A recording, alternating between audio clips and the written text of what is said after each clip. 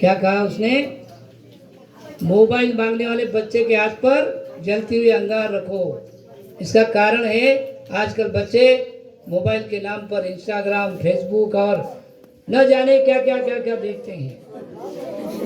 और देखते हैं तो बात और, लेकिन तुम्हारा मोबाइल तुम्हें यूज करने नहीं आता, तुम्हारा मोबाइल तुम ठीक से संभाल नहीं पाते। और इसका नतीजा ये निकला कि पुसे सावड़ी गांव में पिछले 4 दिनों से जो दंगे हो रहे हैं, उन दंगों का नतीजा सातारा जिला पूरा इंटरनेट ऑफ, नेटवर्क ऑफ, एक भी फोन नहीं लगता, एक भी व्हाट्सएप नहीं चलता। पूरे सातारा जिले में प्रशासन ने नेट को बंद कर दिया है। ये हमारा क्या है?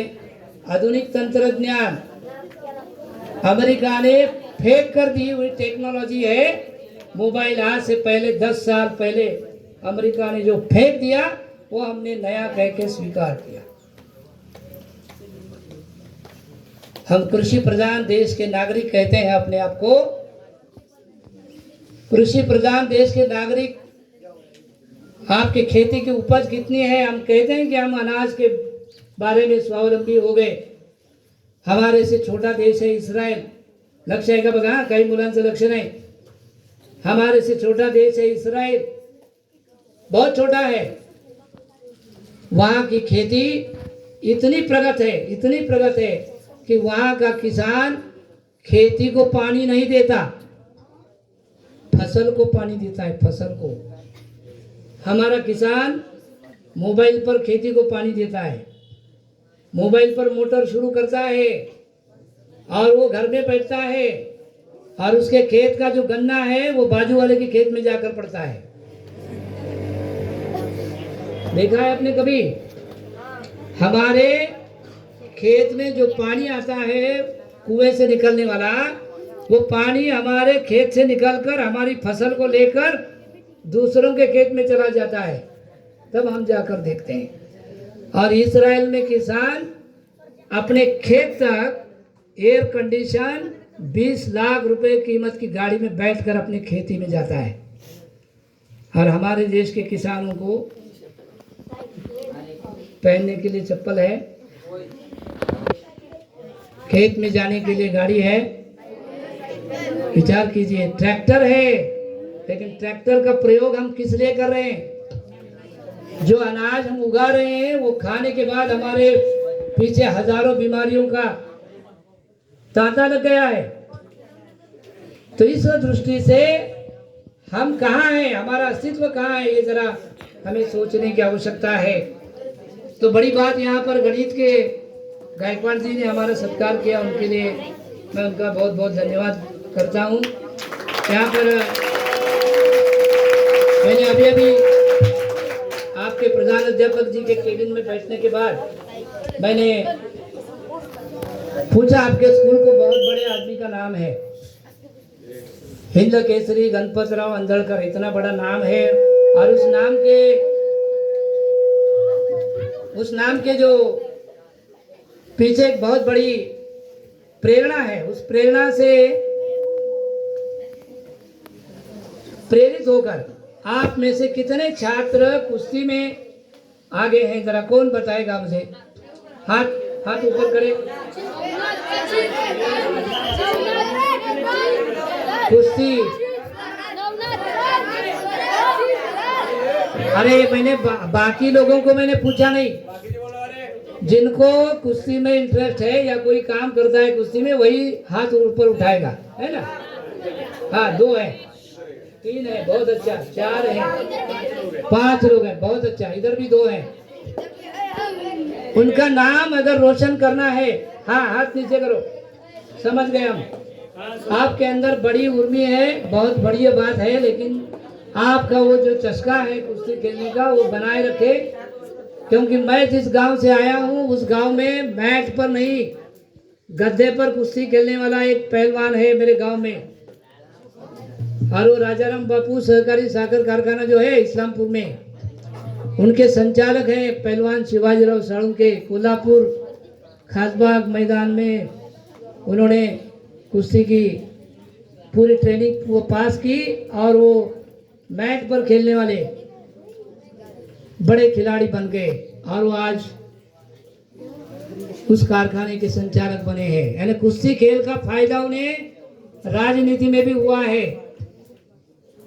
ऐसे ही खिलाड़ी जो अभी क्रिकेट में आगे आए हैं, सचिन तेंदुलकर एक कंपनी के बड़े इंजीनियर थे। ये सारे जो खिलाड़ी हैं बड़े बड़े कंपनी में बड़े बड़े अफसर हैं। खाली बैट लेकर मैदान पर आने से काम नहीं चलता, उनके पास उतना टैलेंट भी है, हमारे पास भी उतना टैलेंट होना चाहिए। अब यहाँ पर कुछ छात्राओं ने बताया कि 14 सितंबर हिंदी दिवस मनाया जाता है, हिंदी में काम करने वाले लोगों का सम्मान किया जाता है। मुझे यहाँ पर इसलिए बुलाया है कि हिंदी का व्याख्यान दो। हिंदी का व्याख्यान देने के बजाय मैं हिंदी क्यों पढ़ाई जाती है और हिंदी राष्ट्रभाषा क्यों है, इसके बारे में मैं आपको बताऊंगा और हम आगे बढ़ेंगे। देखिए, हमारे भारत के पहले प्रधानमंत्री पंडित जवाहरलाल नेहरू का नाम आप सबको मालूम है। उन्होंने अपने किताब में लिखा है, डिस्कवरी ऑफ इंडिया नाम का उनका किताब है, आप उसे पढ़ो। कभी आपके पढ़ने में आया तो किताब पढ़ो। उनकी एक पुत्री थी जिनका नाम इंदिरा गांधी था, भारत की पहली महिला प्रधानमंत्री। उन्होंने भी देश को आगे बढ़ाने के लिए बड़े पैमाने पर काम किया, बैंकों का राष्ट्रीयकरण किया और उनके सुपुत्र राजीव जी गांधी, उन्होंने हमारे देश में कंप्यूटर लाया। ये जानकारी अगर हमें नहीं है तो हमें इस देश के नागरिक कहने में कोई मजा नहीं। कंप्यूटर आया राजीव जी के कारण। अगर राजीव जी होते तो इसके पहले हमारा देश महासत्ता बन गया होता, लेकिन ऐसा हुआ नहीं। कुदरत को ये मंजूर नहीं था, कुछ और हुआ, मैं उसमें नहीं जाऊंगा। लेकिन आपको बताने में बड़ा फक्र में हो रहा है कि 14 सितंबर 1949 यानी देश को संविधान लागू होने के पहले हमारे राष्ट्रभाषा हिंदी को राजभाषा का सम्मान मिला। वो तिथि है 14 सितंबर 1949। हम गणतंत्र दिवस मनाते हैं 26 जनवरी 1950 से लेकर, और उसके पहले हिंदी को राजभाषा का दर्जा मिला। क्यों मिला? क्योंकि हमारे देश में एक राज्य नहीं, महाराष्ट्र में हम मराठी हैं, तमिलनाडु में हम तमिलियन हैं, गुजरात में हम गुजराती हैं, असम में हम असमिया पढ़ते हैं, अनेक भाषाएं। इन सभी भाषाओं में एकमात्र ऐसी भाषा है कि जो भाषा 80% से अधिक लोग समझ सकते हैं, लिख सकते हैं, बोल सकते हैं, जान सकते हैं, और वो भाषा है हिंदी। अब हिंदी का जन्म कैसे हुआ ये भी आपको मालूम है क्या? देखिए, हिंदी का जन्म हुआ, हम पहले रहते थे, आपने इतिहास पढ़ा है क्या? देखिए, इतिहास पढ़ाने वाले हमारे यहाँ के साथी कौन है? पाटिल जी। मैंने सुना कि वो कुछ कक्षा में वो भी हिंदी पढ़ाते हैं, बहुत बड़ी बात है। आज मैं जहाँ पर सुबह 11 बजे एक स्कूल में गया था, वहाँ पर गणित के अध्यापक ने आज हिंदी गणित का विषय हिंदी में पढ़ाया। ये सुनकर मुझे बड़ा आश्चर्य हुआ, क्योंकि वहाँ का जो अंग्रेजी का ट्रायंगल है वो हम जल्दी बता सकते हैं, लेकिन हिंदी में बोलना कितना मुश्किल है। लेकिन उन्होंने ये बात बहुत सहजता से वहाँ पर बताई। एक लड़की ने वहाँ पर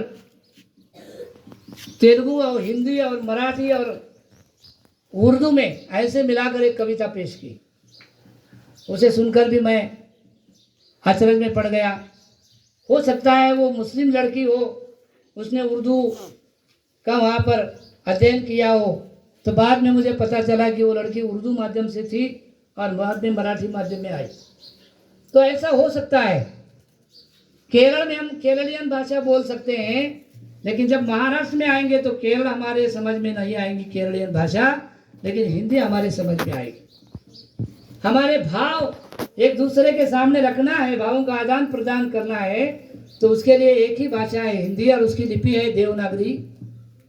देवनागरी लिपि हिंदी भाषा की है, लिखने में आसान, समझने में आसान। दूसरी बात है कि हिंदी शब्द आया कहाँ से? तो जब हम पहले कहाँ रहते, मोहनजोदड़ो हड़प्पा संस्कृति का कुछ आपको पढ़ने में आया है क्या हिस्सा? इतिहास पढ़ाने वालों ने आपको बताया होगा।